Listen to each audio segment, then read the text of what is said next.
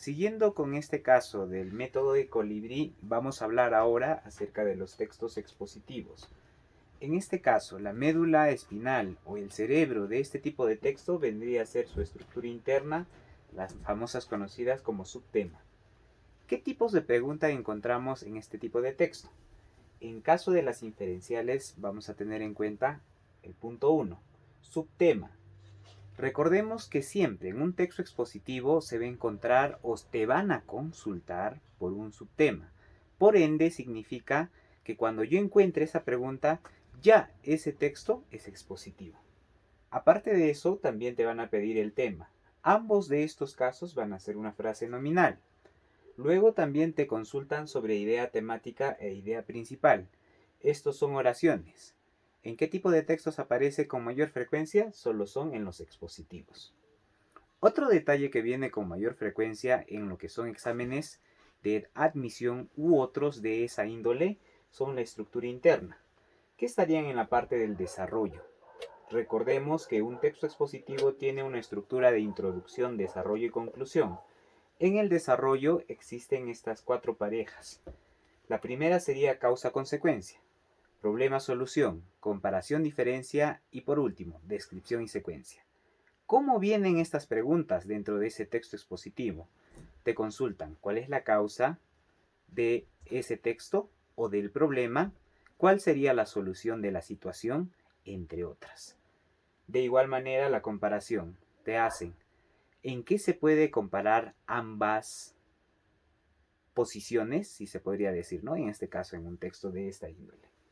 Luego, la otra pregunta que viene con mayor frecuencia también es reorganización o resumen.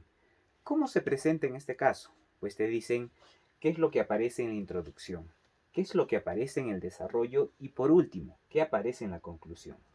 Recordemos algo muy importante, que en la introducción siempre va a aparecer el tema de este tipo de texto. Luego en el desarrollo está la estructura interna, como lo hemos avisado. Y por último, en la conclusión está el resumen total del texto. Entonces, cuando te preguntan o te consultan sobre la conclusión, pues ya sabes a qué parte irte, al último párrafo de ese texto. Si te preguntan del desarrollo, es después del primer párrafo. Esas son las preguntas dentro de lo que vendría a ser el texto expositivo. Luego viene aquí, en la introducción, un tanto más para profundizar. Un ejemplo claro, en un texto expositivo puede haber descripción de animales, cómo son sus características, de qué color son, de qué género, entre otras. Las plantas de igual manera, cómo se alimentan, cómo se reproducen. Esto en lo que son los textos de artículo de divulgación e infografía.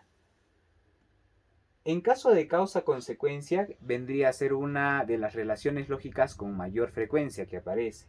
En este caso lo encontramos en el desarrollo y más o menos lo que frecuenta venir en este caso es ¿qué cosa? Las dos parejitas, causa, consecuencia, problema, solución.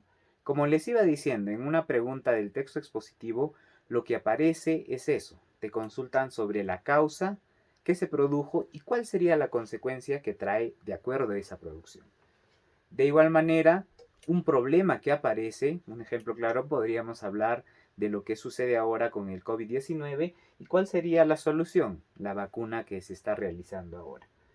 Comparación y diferencia en textos múltiples. En este caso, en un examen de admisión no aparece muy frecuente este tipo de relación lógica, pero por si acaso lo tenemos de referencia para poder hacer un contraste, una comparación. ¿De qué tipo de textos? Más o menos podría ser los estadísticos. Cuando aparecen porcentajes, estaríamos haciendo la comparación y a la vez la diferencia de estos datos. En descripción y secuencia aparecen en artículos de divulgación e infografía. Descripción, como lo hemos dicho aquí arriba, es la parte de las características de todo lo que son los seres vivos u objetos. Y en cambio, la secuencia vendría a ser la parte evolutiva, o podríamos decir una relación lógica, ¿no? Un ejemplo en este caso sería nace, crece, se reproduce y muere. O un texto en este caso de la metamorfosis de la mariposa. Hablamos también en este caso de lo que es la conclusión. Como ya lo había referido en la parte superior, es el resumen de todo lo dicho en el texto. En esta parte de la conclusión aparece también el tema. En otras palabras, el tema vendría a ser igual a la conclusión, pero en este caso dando referencias sobre el texto, con un resumen complementario. ¿Cómo se saca el tema dentro de un texto expositivo? Lo que debemos de hacer es lo siguiente, la fórmula. Eje temático, subtemas constantes. Pero ¿cómo voy a hallar eso? Pues fácil, me doy cuenta en este caso de que la palabra que se repite constantemente de manera literal o con otros sinónimos vendría a ser el eje temático. Eso le damos lo que son los sinónimos y ahí nos ayuda a sacar nuestro tema. Luego viene el propósito. Es distinto al narrativo que ya lo habíamos hablado, por supuesto. En este caso, la fórmula es tipo de texto, propósito más tema. El propósito es exponer, explicar, informar, divulgar. ¿Eso va adelante? Obvio que sí. Tengo que hallar, en este caso, el eje temático, eso lo aumento y al final ya tengo mi propósito de un texto expositivo. Y por último, nuevamente recalcando estos dos usos que vienen en los tres tipos de texto. El uso de signos discursivos, más probablemente que podría venir el paréntesis y la comilla. Ya en este caso el paréntesis es usado peculiarmente para poder explicar lo que se dice anteriormente. ¿Cómo?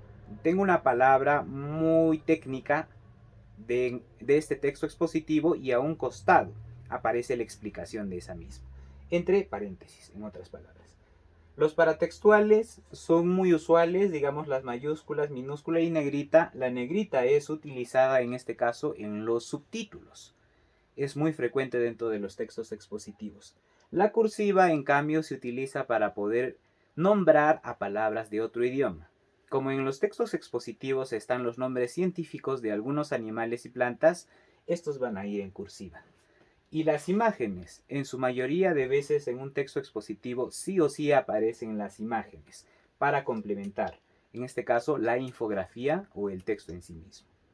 Por último, la inferencia, nuevamente aclarando que son tres tipos de inferencia: vocabulario, frase y fragmento. La más usual dentro de un texto expositivo es la de vocabulario y de frase.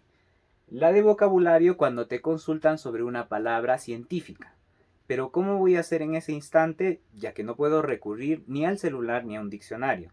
Pues como lo había explicado, debemos de darnos cuenta de acuerdo al contexto. Palabras antes de esa palabra y palabras después de la misma. Eso me ayudará bastante a poder identificar este tipo de pregunta. Y al final la frase también, ¿no? Te cuelgan una frase y eso tienes que interpretar apoyado de esos ambos contextos. Eso es todo y en la próxima estamos hablando acerca del video de lo que es el texto argumentativo.